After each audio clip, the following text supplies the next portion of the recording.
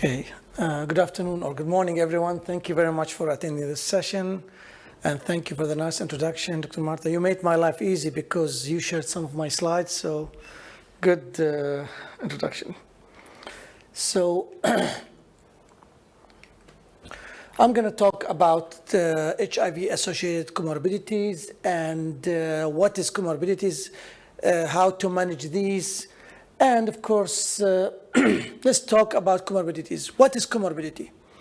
If you have two separate diseases, two different ones occurring in the same person together at the same time or one after the other, this is called comorbidities.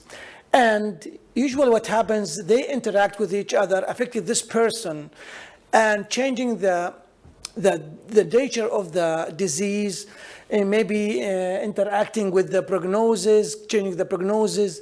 So again, two different diseases happening in the same time or one after each other called comorbidities. What are they in HIV patients? Multiple. Aging, frailty, osteoporosis, bone disease, diabetes, cognitive disorder, kidney disease, heart disease, coronary artery disease, diabetes, hypertension, depression, a lot of things. So as Dr. Marta mentioned, that comorbidities are common in HIV, and it's not common only, it happens earlier. So in this study, as you can see, they compared people at the age of 50 up to 65 and above, HIV positive versus HIV negative.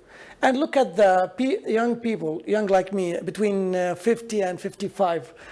Most of them, when they are HIV negative, have very low one comorbidity. Having 2 or 3 or more is rare compared to HIV positive population.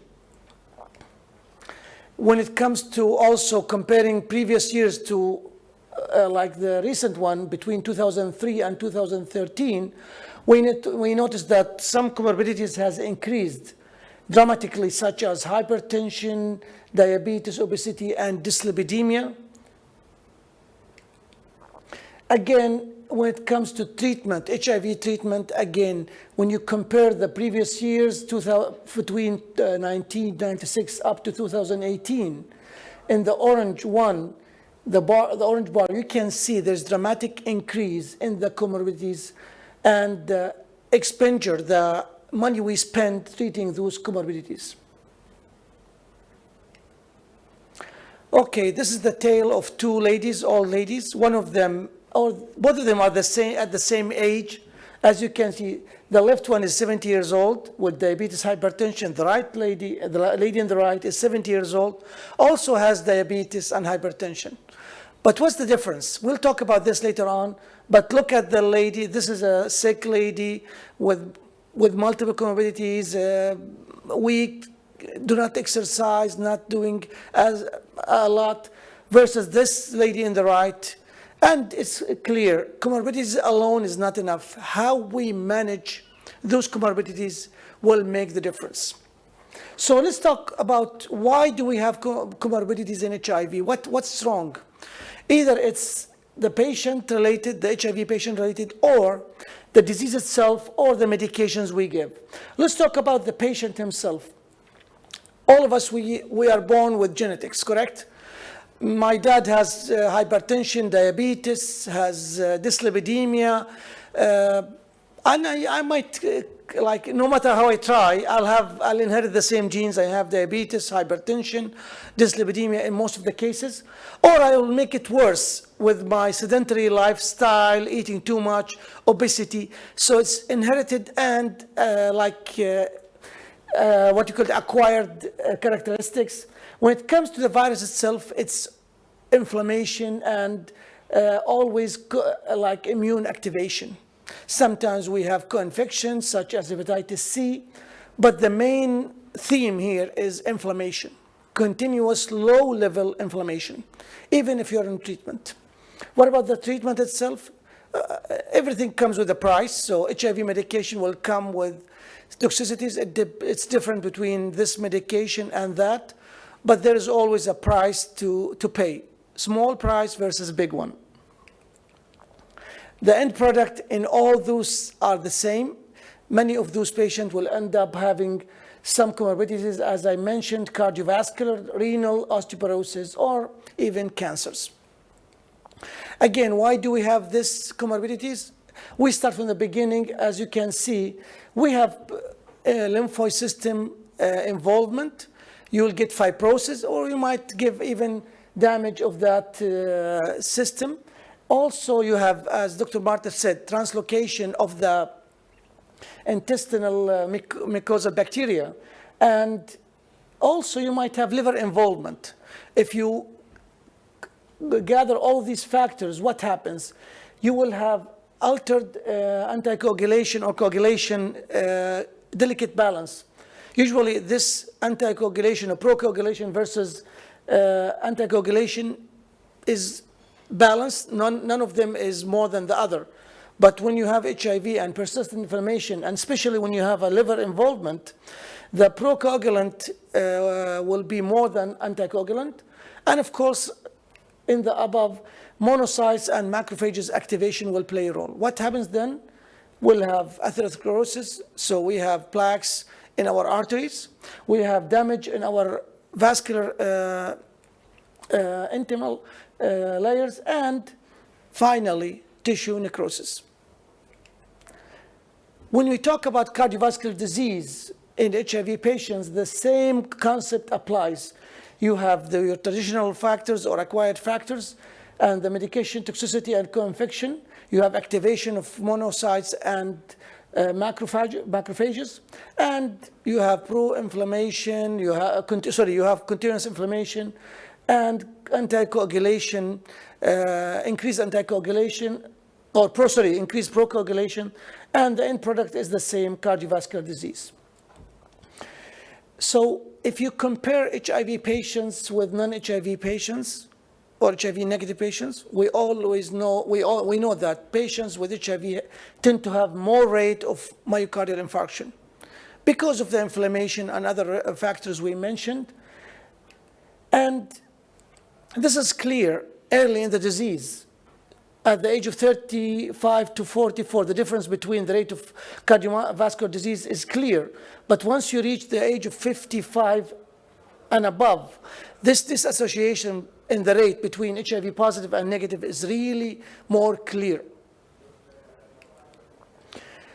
Even if you have no symptoms in HIV patients, and we do like CT scan angiography, CT scan angio, we will find some calcification, atherosclerosis disease in your coronary arteries.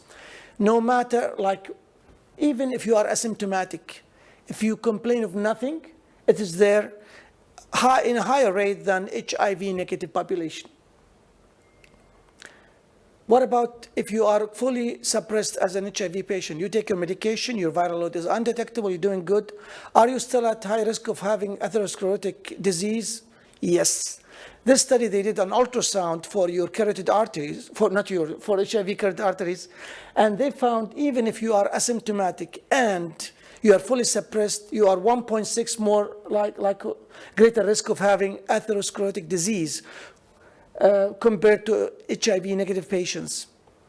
And the bad news, even if you are, as I said, fully suppressed, the risk is still there. The good news, if you treat early and your nadir CD4 count, the lowest CD4 count you have, is 500 or more, which means that you catch the patient early, you treat early, and the inflammation process will be minimized.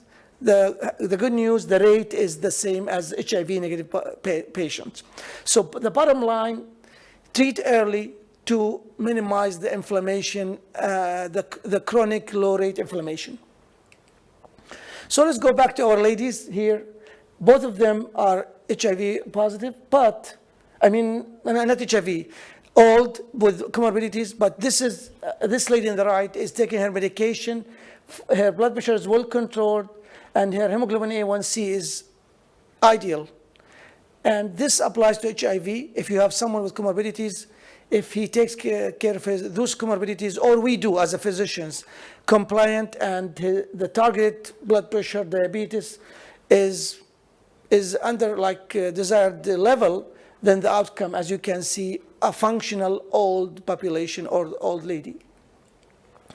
So what do we do to manage cardiovascular disease in HIV patients? We do what we can, like control. If you have a genetic problem where your mother has diabetes, hypertension, we can control it, but we control the disease. So we give statin if you have high cholesterol, easy. Okay, we start our medications as soon as possible to minimize the low level of inflammation. Okay, and we address our other risk factors, control diabetes, hypertension, diet, more exercising. So those factors are manageable beside treating dyslipidemia and diabetes and hypertension. Does it work? The answer is yes. If you compare the rate of myocardial infarction between 1996 to 2011, and I think the results will be even better, the gap in myocardial infarction between HIV negative and HIV positive population is narrowing. It's almost like they're gonna meet and be the same soon if we keep doing what we are doing, treating early, treating risk factors, treating dyslipidemia. I think Dr. Marta also presented this slide. We have some maneuvers that works very well. Smoking cessation. It is the best results we can imagine when it comes to decreasing the rate of myocardial infarction, reducing cholesterol by giving cholesterol medicine, and finally having good blood pressure, level of blood pressure with medications. We have also some lipid-friendly antiretroviral medications versus non-lipids-friendly. In general, anything boosted, or when you have a booster, whether it's copacetat or ritonavir, this means higher cholesterol level. Stay away from boosters, you're in good shape, at least with other medications. Now let's talk about this case. This is a 66 years old male patient with a past medical history of hypertension and HIV.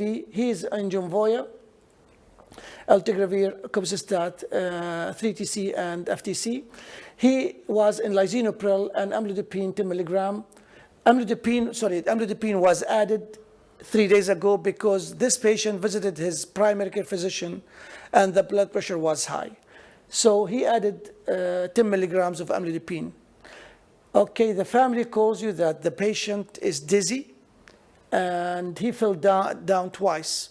What should you do?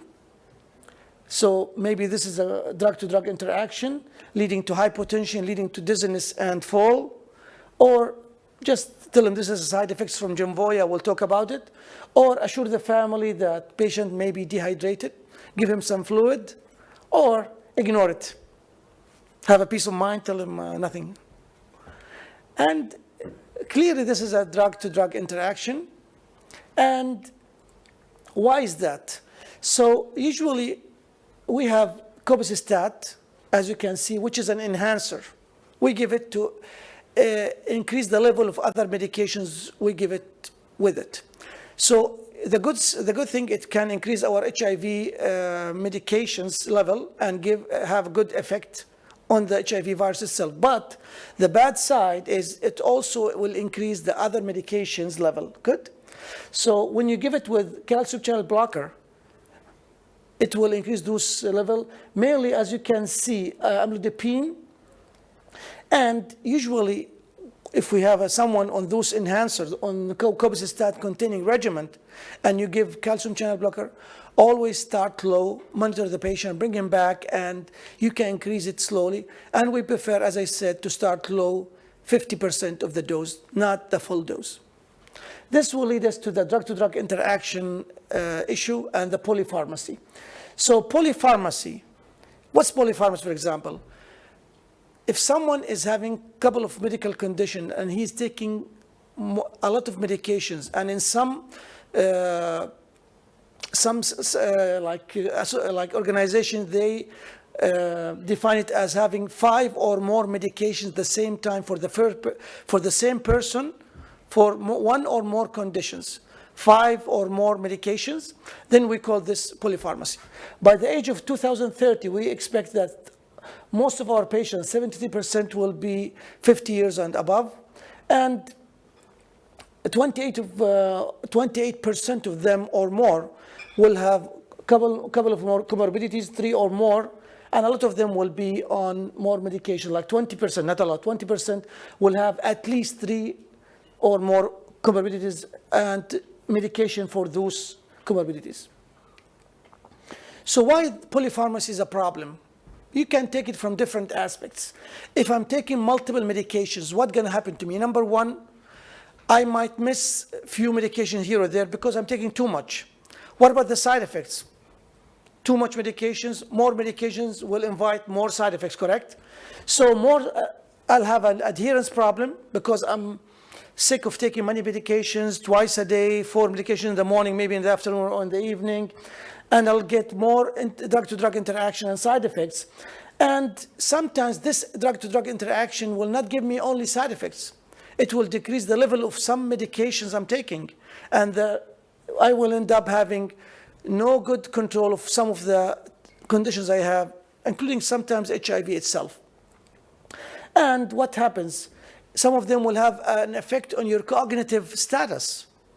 You will be drowsy, you'll be sleepy, you have lack of concentration, and you can get side effects and get hospitalized. And finally, what happens to your financial, like the cost of those drug-to-drug interaction? It will impact more financial burden on your health system, when we don't need that, frankly. Most of those medications our HIV patients are taking are cardiac medications, as you can see, and let alone, this is an HIV patients with polypharmacy, let alone what's the percentage of those medications. Notice the drug-to-drug interaction, 70%. What about, do we need those medications? More than 60% of those medications are not needed. What about anticholinergic side effects like dizziness, sleepiness, all those side effects? More than 20%. So the message is, when you have an HIV patient, we do what we call the reconciliation of his medication. We go through his medication and check needed or not needed, interaction or no interaction, drug to drug, and we change, we monitor. Or if the patient himself comes with a new side effects, anything new, please, the first thing I do, I'll ask about any new medications added. Whenever I get a phone call from any patient or family or even a colleague saying your patient is having this drug-to-drug, this side effects, what do you think? The first thing, I'll go through its medications and I'll ask if there is anything new was added to his regimen. Again, as I mentioned, this is what we do. We always monitor the medications or the side effects, the drug-drug interaction. And you don't have to do it every single visit, maybe every 6 months. Or if the patient is having new signs or symptoms, you think this is side effects. Another case, a 66-year-old female patient with past medical history of HIV. She is on a tripla that has efavirenz, 3TC, and tenofovir for the last 12 years. Her CD4 count is 456, and her virus is undetectable. She has a past medical history of hypertension and dyslipidemia. She is postmenopausal, more than 23 years. And this is common in HIV, by the way. Studies showed that HIV female patients tend to have premature menopause compared to non-HIV. And this lady had it early in her early 40s. She was admitted, she's a smoker also to make the story perfect. She was admitted with new severe back pain. She was found to have lumbar vertebral fracture. There was no clear trauma. And we did a DEXA scan, and we confirmed that she has low bone mineral density and osteoporosis. Now the question, is this related to her HIV? What caused her to have this fracture? What caused her to have osteoporosis and this vertebral fracture? Let's go back through the history I gave you, or the scenario. Number one, age. I put it in red. What about tenofovir, known to cause low bone density. Be careful. In some countries, they're still using tenofovir-containing regimen, so pay attention to that. What about postmenopausal?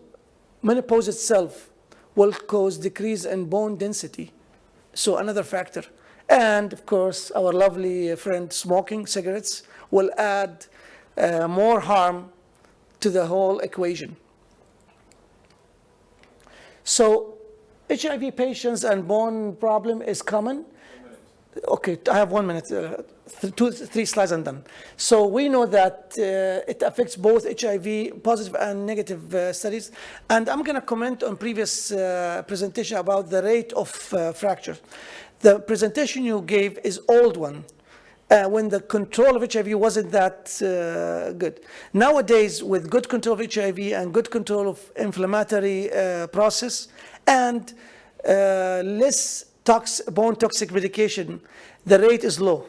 Again, old ones, I agree with you, tenofovir was always there, and we didn't have good control of the inflammation. Patients tend to have low-grade viremia, but nowadays most of our patients are undetectable, good CD4 count. We avoid tenofovir. Maybe that's why the rate of fracture is less. What struck me in this study is that female patients tend to have fractures later than male. I thought the opposite. Females tend to have it above the age of 40 compared to non-HIV patients, while male have it earlier compared to non-HIV. And it can affect all kind of bones, the low density and the fractures. But in female, I was surprised to see that hip fracture wasn't that different between HIV positive and HIV negative females. What to do when you have like HIV patients, how to manage bone density problem and osteoporosis. It's complicated, but I'm going to summarize it in this last slide. Any man or woman with HIV above the age of 50 should have DEXA scan at least once, a baseline. Number 2, any postmenopausal woman, if she has her menopause before the age of 50 and she has HIV, should get DEXA scan. Any fragility fracture, a fracture without a significant trauma, such as our patient here, you should get DEXA scan. Anyone on steroids, and steroids known to decrease your bone density and cause osteopenia and then osteoporosis, should be considered for the DEXA scan. Finally, patients with high risk of fall, whether it's caused by medication, any other factors, should get DEXA scan. What should we do? Well, first, we have to rule out other factors. Vitamin D deficiency, hypothyroidism, hypogonadism as a cause before we attribute it only to HIV, and we treat upon. Calcium and vitamin D supplement. If you have osteoporosis, you can treat with maybe biphosphonate. And I prefer to refer those patients to endocrinologists to help me with that management. Avoid tenofovir, stop smoking, and increase physical activity. I'll stop now. Thank you very much.